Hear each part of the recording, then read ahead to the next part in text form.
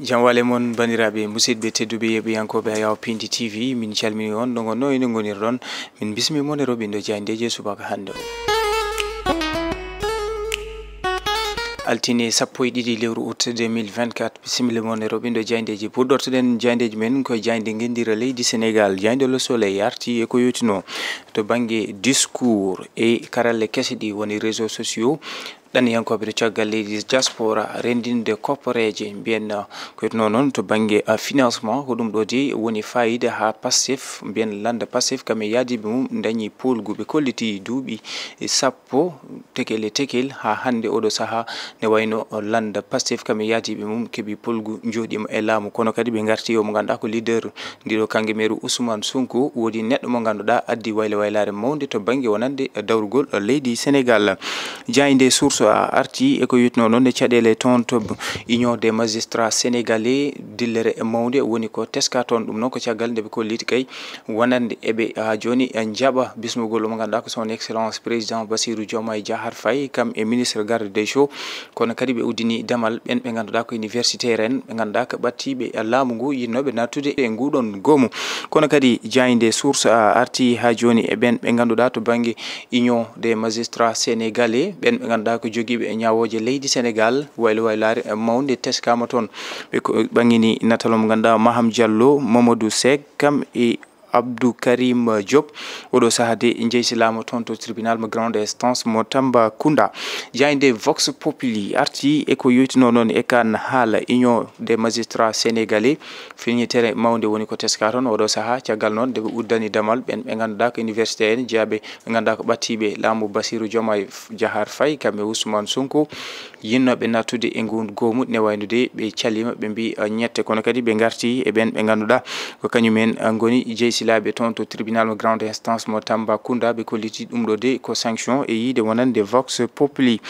jayde l'observateur justice la jeune magistrale ɓe kolliti ko yetno noon e kanko hoorejo leydi ndi son excellence Bassirou Diomaye Diakhar Faye e mawɗo jagorɗo premier ministre Ousmane Sonko kalatno e to banggue wonande indépendance de la justice ko yitno noon to banggue conseil supérieur de la magistrature e yiide jayde l'observateur ɗum ɗo de oɗo rupture ko baɗaɗo piégé ɓe kolliti noon ɗum ko caggal nde waylo waylare e teska ɓen ɓe ganduɗa ko joguiɓe e ñawoje leydi Sénégal so tawi ƴeewama ko sanction tigui ɓen ɓe ganduɗa ko haɓannoɓe ɓe hanki ko kañumen hande oɗo saaha caggal nde ɗon waylo waylare teskama ko joftigu tigui wadde ha joni ko yete ko noon waylare to banggue wonande walla mbiyen jeytade to banggue ñawoje ɓen ɓe ganduɗa ko joguiɓe ñawoje leydi Sénégal ɗum ɗon kam suwa latade taw yiide jayde l'observateur jayde Sud Quotidien arti holko jogori wonde janggo ɓen ɓe ganduɗa ko CEDEAO nguɗo goomu CEDEAO communauté économique des états de l'Afrique de l'Ouest e yiide jayde Sud Quotidien jayde enquête arti e wonande compagnie Air Sénégal caɗele teskaɗe hen e yiide jayde enquête laaɗi diwoje nayyi ɗe ganduɗa ko pande oɗo saaha nana e leydi kanko directeur général kesso holliti o saaha ɓene jaɓɓal wawde ha joni safrude ɗen caɗele ɓe holliti ni ñande alkamisa o ma ha joni hunde nde reftu lawol ɓe kolliti ñande alkamisa maɓe lu laaɗi diwoje ɗe ganduɗa ma mbatta renforcé dolnude wonande compagnie Air Sénégal kono kadi o arti e caɗele ɗe ganduɗa déficit mo 100 milliards mo ganduɗa guila ɗeɗo caɗele teska ko abbi e 100 milliards woni ko laamu leydi Sénégal a perte compagnie Air Sénégal mo leydi men jayde Les Échos arti e caɗele ɓen ɓe ganduɗa kene keɓa ɗum ɗo gurɗum hande oɗo saaha wonande jandiyankoɓe ɓe ɓen ɓe ganduɗa ko ardiɓe galleji caktirɗe kam e jandeji ɗum noon ko caggal nde teska wonande compte uji bancaire yoga e mabɓe uddadi fawde fitinaji e yoga e jandiyankoɓe kono kadi to banggue wonande hebde ko yete ko banggue publicité ji ummotoɗi e laamu ngu ɗum ɗo kala ko ɗum caɗele ɗum noon saabi kamɓe ɓe ganduɗa ko jandiyankoɓe ɓe kolliti mabɓe ha joni nattin kuuɗi mabɓe e sakuji mabɓe kono kadi lolli de jayndeji kam banggue caktirɗe ɗi e kabaruji ɗum ɗo foof talata janggo kam mabɓe jooɗo taw ɓe juɓɓinani ɗum hollidde noon mette mabɓe oɗo saaha laamu ngu filñitere nde fawi e yoga e wonande e galleji jayndeji kono kadi caɗele ɗe ganduɗa ene fawe e kamɓe jandiyankoɓe e yiide jayde Les Échos kono kadi ɓe garti e caɗele omo ganduɗa ko Bassirou Diomaye Faye kamɓe Ousmane Sonko e yaddiɓe mum ɗum ko caggal nde ɓe ƴamanno lefol laamu ɓe ɓurino haalde ko yitno noon to banggue appel à candidature kono kadi e ko yoytino noon to banggue wonande potal ɓesguji leydi Sénégal kono kadi to banggue wonande financement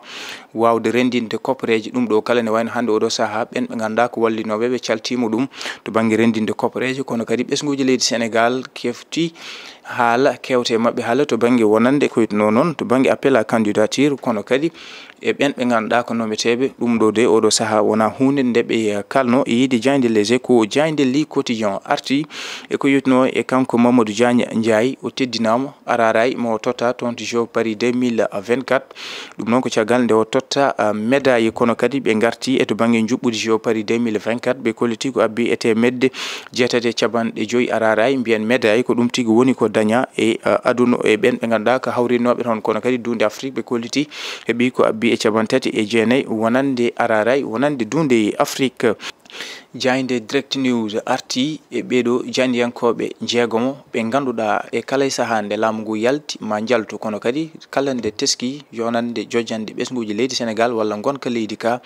ma jaltu kala ɓe ɓuuri lollinde ɓe ganduɗa ko jeegomo ko wayno Adama Gaye Madiambal Diagne Mamadou Ibra Kane Rama Seck kam e Ceerno Diop wondude e omo ganduɗa ko Yero Dia e yiideɓe ni ɓe ganduɗa ko jandiyankoɓe jeegomo ko kañumen ɓuuri lollude wonande o saaha e yaltude artude e wonande e caɗele e wonande leydi Sénégal kono kadi ɓe garti omo ganduɗa ko Madiambal Diagne mo ganduɗa oɗo saaha ko plainte hakkude mum e Ousmane Sonko.